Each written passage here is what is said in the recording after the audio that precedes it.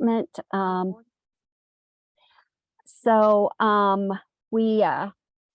manage our research and analysis warehouse, and we've got all sorts of data in there.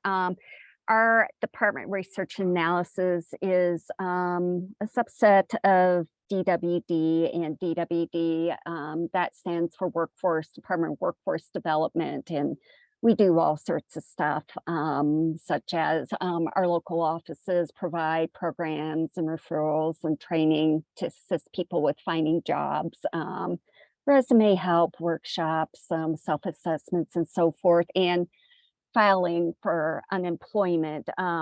So that is where we get like the unemployment data that is used in your hackathons. That's all self-reported through our service called Uplink, where people enter all their information and so forth. Awesome. Yeah, and then I think on my end, I essentially just take that data that Lori provides me. I do a little more cleaning on it so that we can get you the right data as a participant, and then I deliver through our Google Cloud BigQuery, so that participants can access it and utilize SQL as well. As a data provider, I think we thank you for being so awesome about delivering data. Yeah, I think you kind of hit everything in that one statement. So I guess Mick, if you had any questions for Lori while she's here, that'd be awesome. Yeah, thank you so much, Lori, for being here. And so I guess I have quite kind of like a general question regarding the unemployment data. So this is actually like my first hackathon ever. So yeah. And so like what is going to happen? But so basically, once we are done with the competition and we arrive at some good models that can explain the unemployment data, right? Like what's going to happen next? Like are we going to use some of these models for something? And what do the models tell us? Like how are these models helpful? Not sure specifically what you guys would be using those for, but I can tell you a little bit why the models that you develop are beneficial.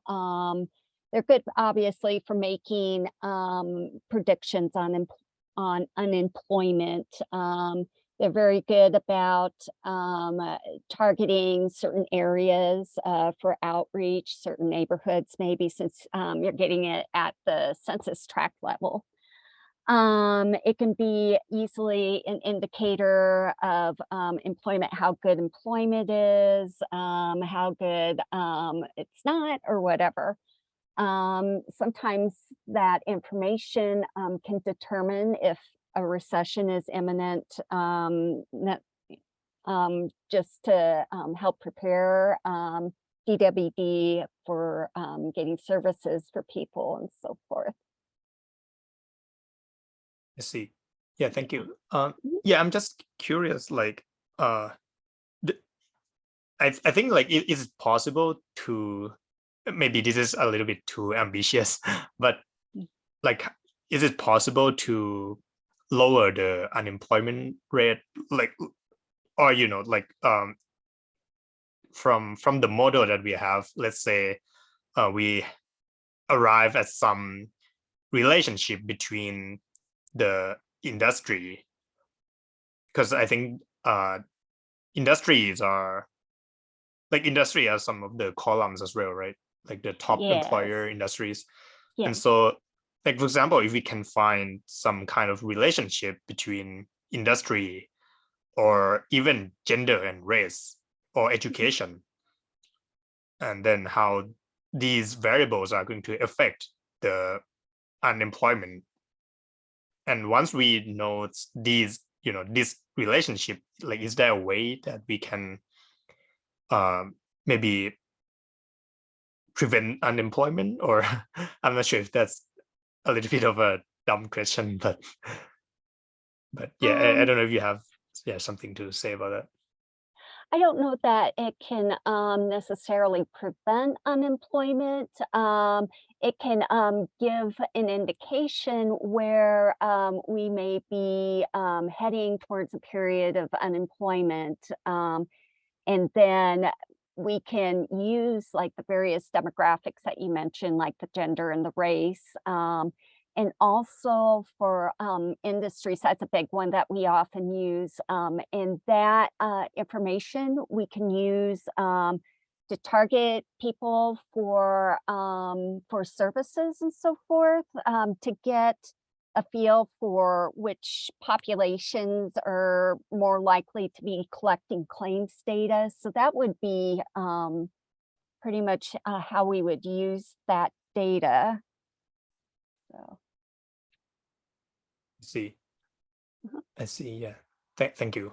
Uh-huh. Okay. Yeah, I'll have to think about that, because I haven't really, like, I'm not really like a data person, so I'll have to look more into this. But thank you. Uh-huh. Uh-huh. Cool. I guess that's all the questions that Mick had.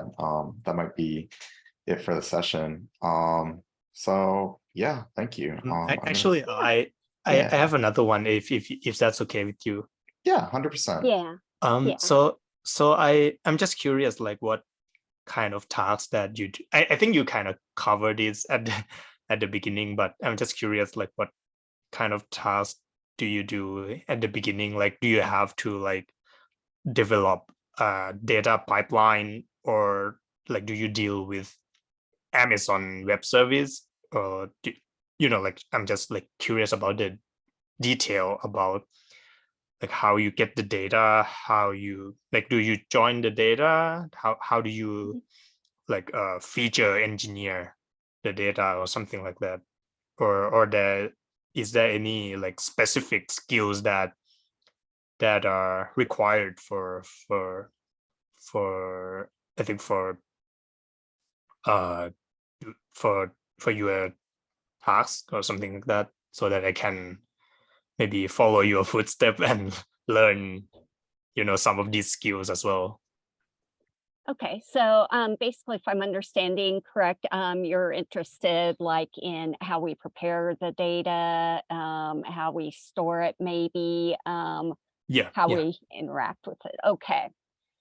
So what it is that we get our information through what we call the uplink system. And that goes through, we get files once a week. And I import those through our ETL processes. And I do a lot of record cleaning. There may be some instances where the names are out of whack, a variety of misspellings and so forth. Making sure to have an explanation for null values and finding a way to account for those so it doesn't mess up the reporting. We use everything is on SQL Server.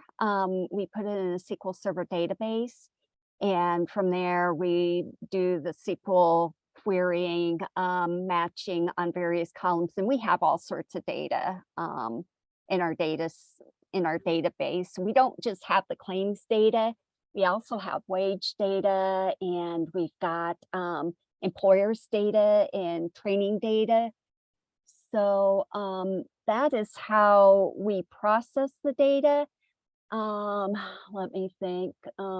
We have our database stored in a virtual environment, and I don't know all the specifics, all the technology that involves, that is with our information of our Office of Technology people, or IoT, which is IT support for all the state agencies. So I don't know if that answers your question or if there are, No, that was really yeah, helpful. yeah. Yeah, so I see what you mean. So basically you do some processing and then store the data, right? Correct.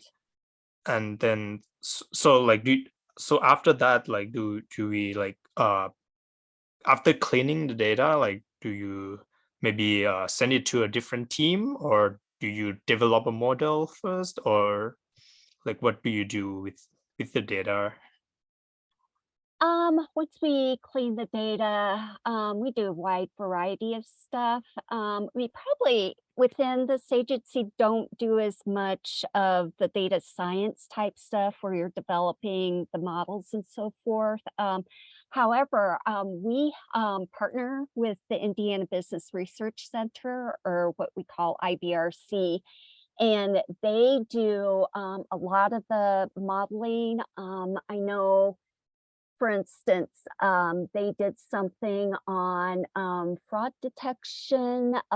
They were given some data from our unemployment claims, and I think they were using clustering or some technique like that to group the data and determine which groups might be more likely to or were most likely committing fraud or whatever. So that would be one see. use case. And then there are several others that I can't think of right now that IBRC has done. But they've done a lot of the data science and so forth, the modeling on our data. So, See. Yeah, thank you yeah. so much. Uh-huh. Uh, I think it's just curious. So other than the unemployment data, like what kind of data do you deal with? With the unemployment claims data. Yeah, like other than the unemployment claims data. Oh, okay. So, one set that we deal with is our wage data, and this is we get one record per employee per employer for each quarter, and it's available on a quarterly basis. I And see. the wages they provide a code, the UI account number, which matches up to get the NAICS code, the industry code. So we have an idea of where these people are working. And then of course we get the wage information, and then have some new fields that we started getting back in 2019. We're getting some occupational fields, and we're getting a flag for full-time and part-time. So that is the wage data set. We also have information on employers that we match to various data sets, such as the claims and the wage data, and we get some additional information on employers, like the county of employer, where that establishment is based out of. Then we get something called ownership, which refers to either like if it's a privately run company, or if it's state government, federal government, and so forth.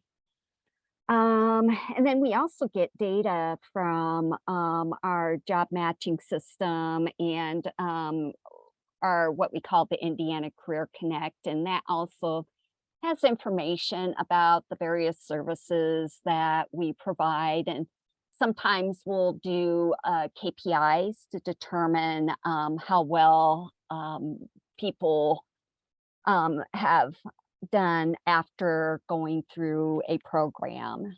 And then we also have other types of data. We get in some adult education data, information on those participants. We get some information on career and tech ed students. And then we sometimes get data from other agencies, like we get data, professional licensing data. We get some data on public higher education, like the Purdue's and the IU's. And that pretty much sums up what we are getting on a regular basis. And there's probably several others I can't think of all Yeah, right no worries. off, I'm but just curious, yeah, like what. yeah, Yeah, but I have a pretty good idea. So yeah, yeah. thank you.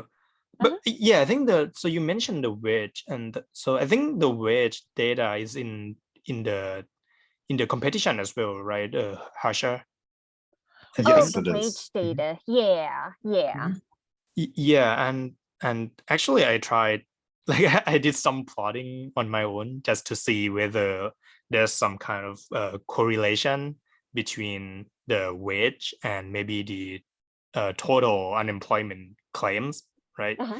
And but yeah, I couldn't find any correlation. So I don't know if this is something that you or something that someone would expect, or do you have any thoughts on that regarding the So, correlation between the unemployment and the wage? as far as correlation between those two data points, that might be a little bit difficult to discern. Probably if you're looking for like correlation and so forth, cause and effect relationships, that might be looking at certain industries, looking to see if certain industries are more inclined to have a high number of claims, or how that ties into their wage information. See, certain demographics and their Mhm. wages. You can do wage analysis that way. So I'm not sure if that answers your question, but Yeah, no worries. yeah, I'm just kind of like um just throwing my thought out there. sure. But yeah, Uh-huh. thank you for the insight. Yeah, yeah. Um, yeah, I think that's pretty much all the questions that I had. So thank Okay. you. Uh-huh. All right, great. Yeah, I think that'll be the end of the session pretty much. Thank you for joining, Laurie. Thank you for giving us some of your busy schedule to kind of talk to us, and giving us some insight on what DWD does and how you kind of operate and do your job. Sure. And if So yeah, Yeah, go if you ahead. guys have any questions, also feel free to email me if Mhm. anything comes up. So Yeah, we'll do. yeah, yeah. I'm just curious. Do you have your email that I can, in case I would want to reach out? Yes. So that is L Wasson, and you could probably see that on the screen. Yeah. So it's L Wasson at DWD .in.gov. Okay. Sounds good. Uh-huh. Yeah. Thank you so much, Laurie, and thank you, Harsha, for hosting as well. Yeah, of course. Yeah, no problem. Yeah. All right. Just Great. stop the recording here.